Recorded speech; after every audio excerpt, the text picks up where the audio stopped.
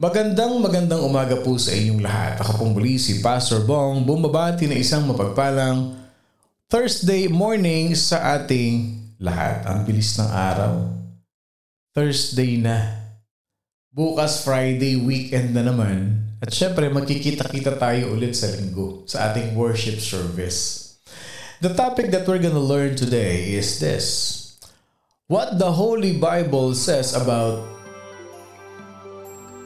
how can I make my prayer fresh and new? How can I make my prayer life fresh and new? As we continue our series for this week, mga kapatid, kahapon napag-aralan po natin yung iyong thought na how God judges and rewards our work. Okay? We have been taught by the Word of God to be diligent. Yung courage na kailangan natin. At papaano tayo binibigyan ng reward ni Lord. But never ever forget that the foundation, the basis of our works in the Lord is always through prayer. Ilan sa atin dito ang somehow, at some point in our life, nakakaramdam tayo na para bagang yung panalangin natin ay paulit-ulit na lang every morning. Yung parang walang fresh revelation sa iyo si Lord sa panalangin mo. Na ang panalangin natin, because some Christians, they do their prayers parang out of rituals na lang. Let's say, ganito na lang, okay, sa pagkain. Okay, pag tayo nag-prayer in the food, simpleng prayer. Lord, thank you for this food, amen. Yun na yun eh. There is nothing new. There is nothing fresh. And even in our personal prayers, same routine, same words that we are using. Pero dapat laging yung prayer natin is fresh and new. Na parang nagkikipag-usap tayo ng harapan sa ating Panginoon Diyos. The way we interact with our spouse, the way we interact with our families, yung parang, kamusta na? Anong balita? Anong bago sa'yo ngayon? Di ba somehow, at some point, pag nakikipag-usap ka sa taong kaharap mo, let's say, kahit sabihin mo pa na ka-office mate mo yan, na araw-araw kayo nagkikita. But the thing is, you want a fresh conversation every time. How many of you can relate to that? Yung same question na tinanong mo kahapon, parang ibahin naman natin yung tanong ngayon para mayroon naman tayo ibang pag-usapan. How can we do that in the area of our prayer? Paano natin gagawin? How can I make my prayer life fresh and new? Ang ganda na pag-uusapan natin, ano? Kasi sometimes hindi natin napapansin na parang yung prayer nga natin is parang ritual na lang, parang paulit-ulit, no? Si Lord laging may fresh revelation sa atin yan, eh. Si Lord laging merong bagong inihahanda para sa atin. May bagong luto palagi si Lord sa atin. So, anong gagawin natin para meron naman tayong bagong report, may bago tayong masasabi kay Lord?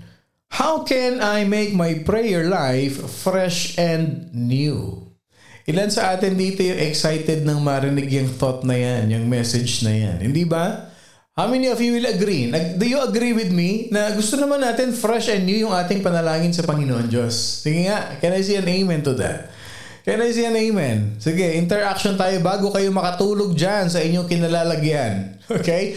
Foundational verse in the book of Jeremiah chapter 33 verse 1 to 3. Hihimayin natin ito ngayong umaga. Okay? Jeremiah 33 verse 1 to 3. Moreover, the word of the Lord came to Jeremiah a second time, while he was still shut up in the court of the prison, saying, Thus says the Lord who made it, the Lord who formed it to establish it, the Lord is his name. Call to me, and I will answer you, and show you great and mighty things which you do not know.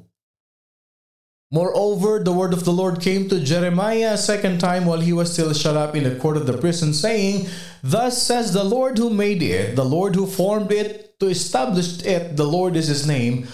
Call to me, and I will answer you, and show you great and mighty things which you do not know. Basahin natin sa Tagalog. mas masarap basahin, mas tumatanim sa puso natin, at lalo nating madidiinan ito. Okay, Sister Eileen, alam mo nang gagawin mo ha? Okay, Jeremiah 33 verse 1 to 3. Aklat ng Jeremias. Ang salita ng Panginoon ay dumating sa ikalawang pagkakataon kay Jeremias.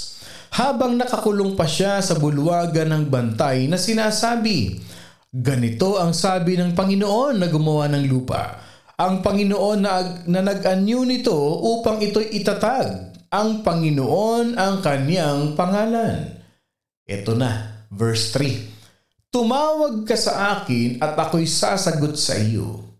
At magsasabi sa iyo ng mga dakila at makapangyarihang bagay na hindi mo nalalaman. Ibig sabihin, God will tell you new things. God will tell you, will reveal to you fresh things that you do not know. So, paano magiging paulit-ulit yung sinasabi ni Lord sa atin kung lagi niya tayong sinasabihan ng mga bagong bagay? The prophet Jeremiah was not a popular man. When he declared the truth that God had given him, that Judah would soon start 70 long years in captivity, ipinakulong nila si Jeremiah. Nag-declare si Prophet Jeremiah sa tribe of Judah, sa Judah, sa bayan ng Judah na 70 years kayo ay kukunin ng Babylonians at magiging captive kayo. Kukunin kayo ng Babylonians. Magsihanda kayo, ito ang parusa ng Panginoon Diyos. Alam niyo kung anong ginawa ng mga tao? Pinakulong siya. Pinakulong siya. At ito dito sinulat ni Jeremiah, itong Jeremiah 33 verse 1 to 3 na ito. Yet in such a circumstantial situation, okay? Ito yung crucial circumstances ni Jeremiah. Jeremiah learned something about serious prayer. Dito naintindihan ni Jeremiah ang lalim ng panalangin. Ang power ng panalangin. Dito natutunan ni Jeremiah. Kaya sabi nga dun sa verse natin, then the word of the Lord came to Jeremiah. Kasi yung unang word ni Lord sa kanya, i-declare mo sa Judah na 70 years kukunin sila ng mga Babylonians and they will be in prison for 70 years. They will be captive by these people for 70 years. Yun yung unang word. Yun yung unang word ni Lord kay Jeremiah. And nung sinunod ni Jeremiah, pinroclaim niya sa Judah, 70 years you will be captive. Pinakulong siya. Kaya itong 33 na ito yung second time. Kaya sabi ng verse, then the word of the Lord, kinausap siya ni Lord, came to Jeremiah the second time. Kasi nakakulong siya dito At in-emphasize dito, the word of the Lord, ang salita ng Panginoon na lumalang ng mundo. Na lumalang ng mga bagay na ito, ang pangalan niya is Lord, L-O-R-D. Yan ang pangalan niya, L-O-R-D. And that's the name of the Lord, yung Yahweh, L-O-R-D na yan. Ano sabi ni Lord sa kanya? Tumawag ka sa akin at sasagutin kita. And I will tell you great and mighty things which you do not know. Church, prayer is a very real part of a very important relationship with God. Old Testament, pagbabasihan natin dito ang power ng prayer. Bakit? Kasi dapat ang prayer natin sariwa. Our prayer to God is always fresh and always new. We do not pray just for the sake of prayer. Hindi. We pray for the sake of our intimate relationship with God. Sometimes, yung makipagkwentuhan ka lang kay Lord, that's a prayer. Yung nag-a-update ka lang kay Lord, you are praying to God. You are giving thanks to God. Na kahit pa nga hindi ka humihingi kay Lord sa prayer mo, being thankful, being grateful to the wonders and the miracles of God in your life is a prayer. Yun yung prayer na fresh and new. Yung bang meron kang na-achieve, meron kang na-receive sa buhay mo, and then you go into a certain part or a quiet place at sabi mo, Lord, hindi ko po ini-expect to, Panginoon Diyos, pero salamat po sa binigay niyong biyaya sa akin, Panginoon. Lord, hindi ko po ine-expect ito, Lord God. Pero alam niyo po, Lord, sobrang sarap ng pakiramdam ko ngayon, Lord. Thank you, Lord God, sa ito pong nangyari sa buhay ko ngayong umaga na ito. Lord, thank you so much. Yan yung fresh and new. Yung bang nire-report mo kaagad kay Lord yung nangyayari sa'yo every minute of your life. Kaya nung nakakulong si Jeremiah, sabi ni Lord sa kanya, tumawag ka sa akin, sasagutin kita. Gusto mo bang itanong sa akin kung bakit ka nakulong, sumusunod ka lang naman sa akin?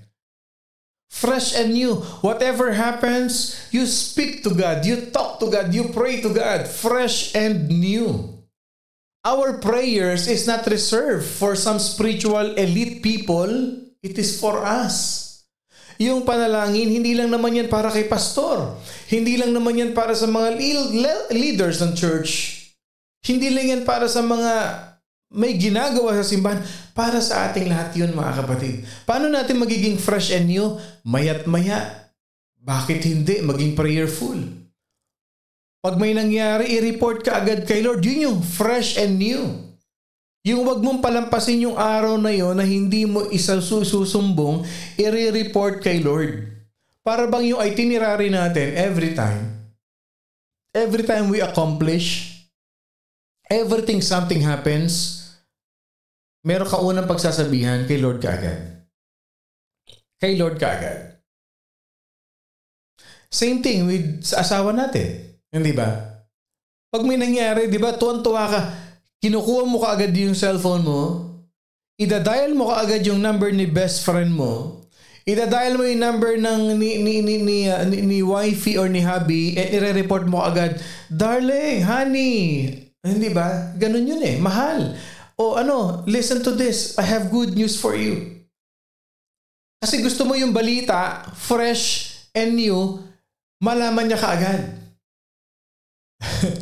Parang yan, wala pinagkaiba to sa mga marites. Pag may narinig ka agad, pag may nakita ka agad, tatawag ka agad. Habang sariwa ang balita kasi pag dumating ng hapon, panis na yung balita. Hindi ba? Maganda fresh na fresh pa. Bakit hindi natin gawin yung panalangin natin? Always make it fresh and new sa Panginoon Diyos. O hindi nyo alam yun, Kaya hanggang na nakikinig ng morning devotion. Very practical and very simple, yet some people, they neglect to do it. Yung para bang kung merong makakaalam ng huling balita, si Lord. Ang kailangan mauna, si best friend. Ang kailangan mauna, si wifey, si hubby. Si Lord muna, ipaalam natin muna kay Lord. Siya muna ang unang sabihan natin. Sabi ni Elma, minsan nasasabi ko kay Lord, pasensya na po kung lahat ay nire-report ko sa inyo. Okay pala yun? Of course, okay yun lahat eh. Kaya nga sabi, di ba, in all your ways, in all, everything, do it for the glory of God. Even yung ginagawa natin, nangyayari sa atin, sinasabi natin, yun kay Lord.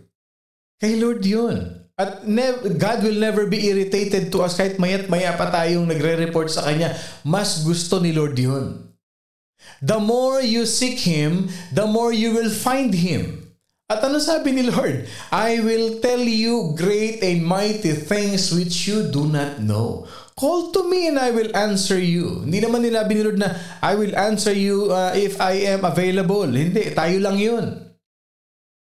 It is a very important part of our life, yung ating real prayer or yung ating fresh and new prayer. Hindi yan reserved lang sa magaling manalangin, magaling mag-pray. Now, I'd like to share to you a 3 principle within this verse. Sabi ko sa inyo, hihimayin natin kanina o binigyan ko na kayo ng background. O yung verse 1, anong background nun? Nakakulong siya. Second time ito. Pangalawa, in-emphasize, sino yung kausap niya? Sino yung kumausap sa kanya? Si Lord mismo. Mismong si Lord na nag-create, lumalang ng langit at lupa, who created heavens and the earth. At ano yung verse 3? Yung principle sa pag-aaralan natin. Okay, first principle, number 1, sabi ni Lord, call to me. Call to me. First, God says, call to me. He wants to hear from you. He wants to hear from you. Bakit? His loving, His all-powerful heart always desires to hear your innermost thoughts and feelings. Yun ang gusto ni Lord. Ang puso ni Lord, naka-open palagi yan. At gusto ni Lord, mairinig. Ang gusto ni Lord, itaas mo sa Kanya, ilapit mo sa Kanya yung pinakamalalim, yung pinakamasakit, yung pinaka-deep feelings na nararamdaman mo, whether it is happiness, or it is frustration, or whatever it is that you feel, He wants to hear from you. Sabi ni Tito Man, in all your ways, acknowledge Him and He will direct your path straight. In all your ways. In all your ways, mga kapatid. He wants to hear from you. In the hard times, He wants to hear from you even when life is going smooth sa buhay natin. Alam niyo mga kapatid, si Lord hindi spare tire yan. Na kung kailan lang tayo mafaflatan, saka lang natin inilalabas. Saka lang natin gagamitin. Hindi. Hindi spare tire si Lord. Sa sasakyan, si Lord ang driver. Pasahero ka lang. That's the truth.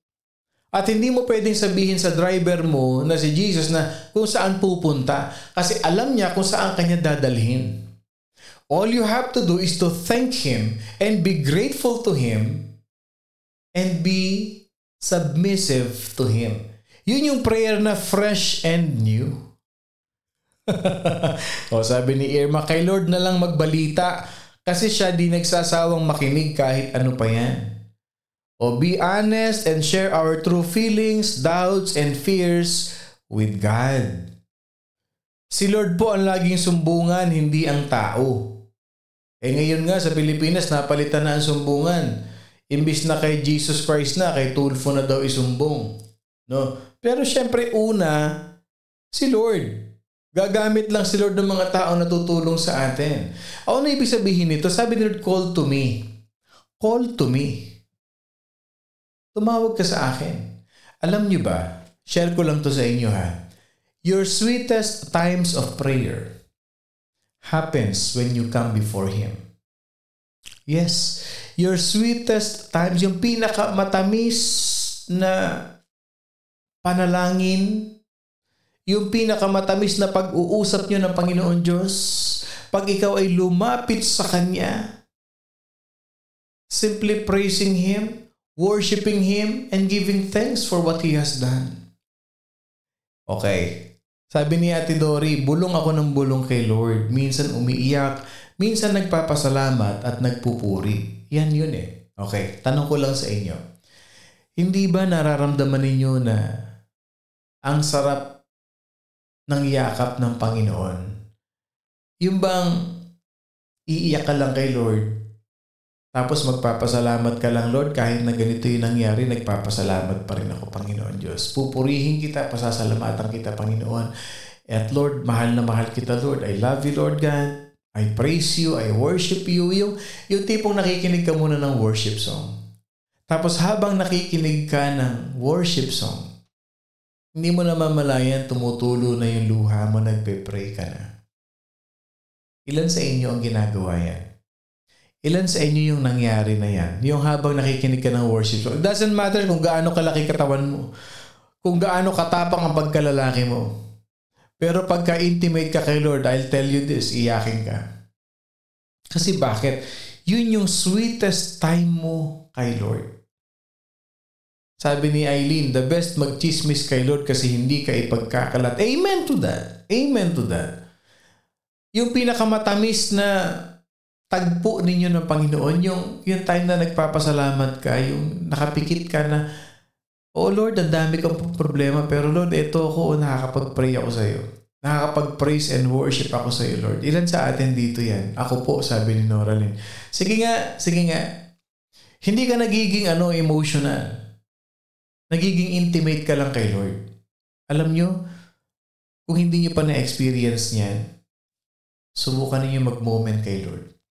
At sasabihin niyo, this is the sweetest moment of my life.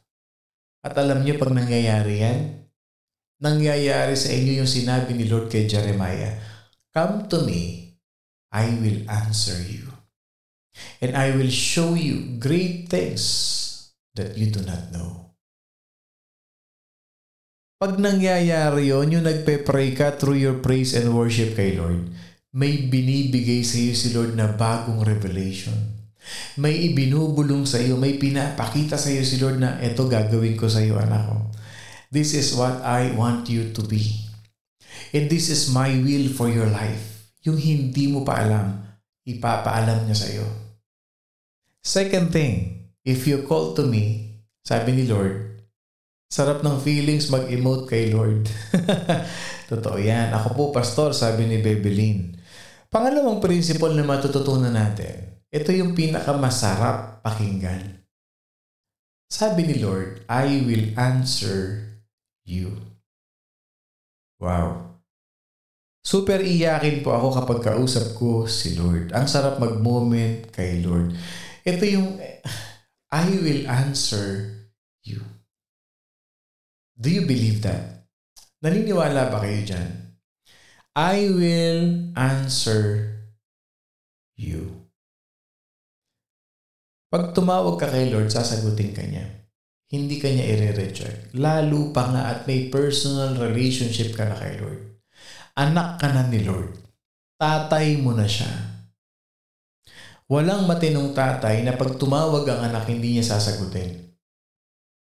Kahit ano pa. Sabi nga sa kasabihan, ang magulang hindi nakakatiis sa anak.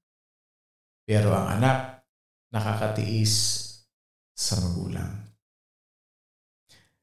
Our God, our Father, is a loving God. Yet we were still sinners. Jesus Christ died for us. Na kahit ano pang tigas ng ulo natin, hindi tayo natitiis ni Lord. Pag tumawag tayo sa Kanya, sinasagot niya tayo. Na pag tumawag tayo sa Kanya, kinakausap niya tayo. Ganyan kabuti ang ating Panginoon Diyos. Mga magulang, aminin niyo man o hindi, kahit gaano katigas ang ulo ng anak ninyo, pero pag tumawag sa inyo, pag humingi ng tulong sa inyo, hindi niyo rin naman natitiis, hindi ba? Kasi yan ang puso ng Diyos. Lalo na kung believer ka, kung follower ka ni Jesus, malambot ang puso natin lalo na sa ating mga anak.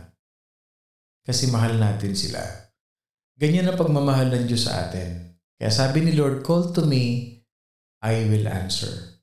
Perhaps you once asked God for something that He did not give you. And since then, you have entertained or you kept a secret worries that He did not hear or did not care to answer your prayer. Ibig sabihin, sometimes may panalangin tayo na akala natin hindi sinagot ng Panginoon Diyos. Nagtampo tayo sa Panginoon kasi hindi mo naman pinakinggan, Lord. Kasi hindi mo naman sinagot yung panalangin ko, Lord. Ayan, nangyari tuloy ito sa buhay ko. But God Himself says to you, hindi sinungaling si Lord. At pag sinabi ni Lord, ginagawa niya. Sabi niya, I will answer you. That answer may not take in the form that you anticipate or come when you desire. Ibig sabihin, kapatid, yung sagot ni Lord, hindi yan dadating sa gusto mong oras. Hindi yan mangyayari sa gusto mong paraan. Ang sagot ni Lord, sagot niya yan sa'yo. Hindi sa gusto mo, hindi kung kailan mo gustong sumagot si Lord, alam ni Lord kung kailan kanya sasagutin. But He will absolutely, surely, 101% answer you. It's either sasabihin sa'yo ni Lord, yes, no, and wait. You may not understand. Hindi mo man maintindihan the reasons behind His answer. Hindi mo man maintindihan yung dahilan ni Lord sa kanyang pagsagot sa iyo. But you can trust that they are best for you. Ang sagot ni Lord sa atin, laging the best yan. Hindi si Lord nang huhula ng isasagot sa iyo. Alam ni Lord ang isasagot niya sa iyo, kapatid.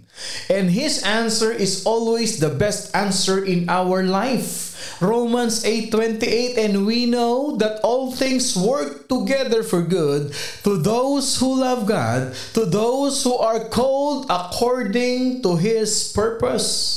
Tagalugin natin ulit.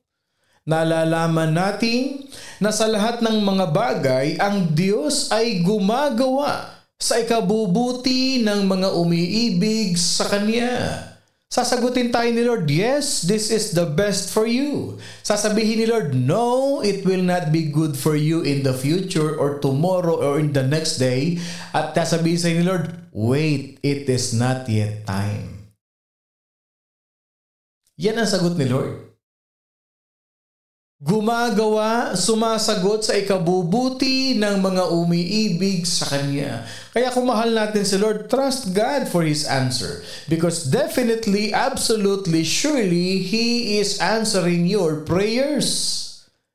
Sabi niya, call to me, I will answer you. That will lead us to point number 3. Ano yun? I will tell you great and mighty things which you do not know. Alam niyo kung ano ibig sabihin nito? You and I, we have limited wisdom and understanding.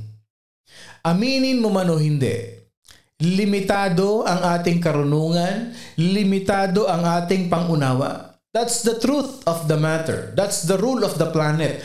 You and I have limited wisdom, have limited knowledge, have limited understanding. Pero si Lord, omniscient God, all-knowing God. God knows everything. God knows all. He knows the big picture. Ang nakikita lang natin, tuldok. But God sees the whole thing. So when you ask Him to guide you, He works to direct you. He works to guide you as a part of His higher vision and higher calling. Ganon kumilos si Lord sa atin. Kaya wag nating pangunahan si Lord kasi hindi tayo aabot sa intelligence quotient ni Lord. Kasi yung IQ ni Lord unlimited, yung IQ natin hindi aabot. Wag magtampo, wag magalit pag hindi sinagot ni Lord ang panalangin. Kasi yung sagot ni Lord na no, that is His answer.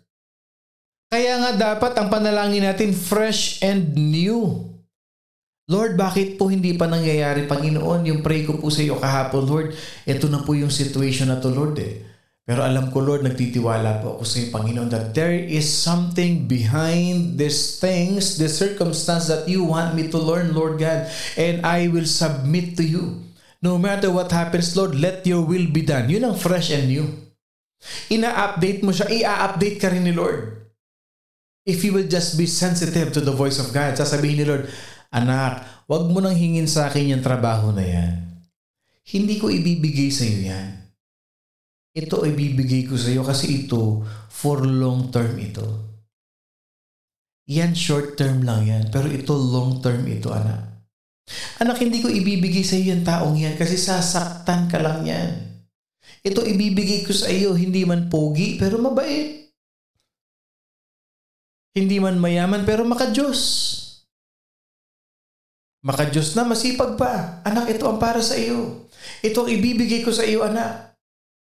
Beyond your expectations. Because I know everything. I can see the future, but you cannot.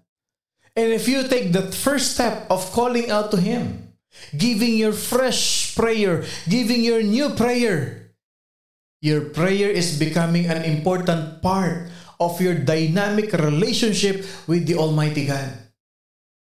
So, anong dapat natin gawin? 3 principles. Call to me. I will answer you. And I will show you, I will tell you great and mighty things which you do not know. Gawin mo na. Do it today. Because the Lord is waiting to hear your voice. Tandaan natin, fight all your battles on your knees and you win every time. Bakit? Because we stand tallest and strongest on our knees when we pray a fresh prayer and new prayer to God. I hope and pray, mga kapatid, we have learned a very powerful lesson today about giving the Lord a fresh and new prayer in the life of Jeremiah. Let this be an inspiration and encouragement to us na ang panalangin natin hindi nagiging ritual. Kung hindi, kung ano ang nasa puso, ano ang nasa laman ng puso natin, every moment, every hour, every day of our life, yun ang itaas natin sa Panginoon Diyos. Because when you do that, He will answer you and He will tell you great and mighty things which you do not know. Tayo po'y manalangin. Maraming salamat, Panginoon, sa umagang kay ganda na muli ni-renew mo ang puso namin, Panginoon Diyos, lalo na sa area of prayer. Marami kaming panalangin na iniintay namin ang iyong kasagutan, Panginoon Diyos. But every time we lift everything to you, every time that we surrender our prayers to you, we believe that your answer is always there for us. Pag nangyari, it means you approve. Pag hindi nangyari, means ni-reject mo, Panginoon, because you know what's best for us. At kung hindi pa nangyayari, Panginoon Diyos, you are teaching us to be patiently wait on your will in our life. We submit to you. We love you and we honor you because you love us so much. Lord, mahal namin ang aming family. Kaya kasama namin ito sa aming panalangin araw-araw. At itinataas ko po, Panginoon Diyos, ang Morning Devotion Family. Ang aming pamilya na pinagbuklod mo ng iyong salita at presensya. Pagpalain mong bawat isa, gabayan kami sa buong maghapon. Tinataas namin ng may buong pagpapakumbaba ang lahat ng worries and fears and doubts namin. And we declare, Lord God, that greater things is on its way to all of us. Maraming salamat, Lord God. In Jesus' name we pray. Amen and amen and amen. Magandang umaga po sa inyong lahat. Ako pong muli si Pastor Bong, bumabati na isang mapagpalang Thursday morning sa ating lahat. Lagi niyong tatandaan, God always desires to hear a fresh and new prayer from you. At wag kakalimutan, mga kapatid, we are indeed blessed by God. I love you all with the love of the Lord.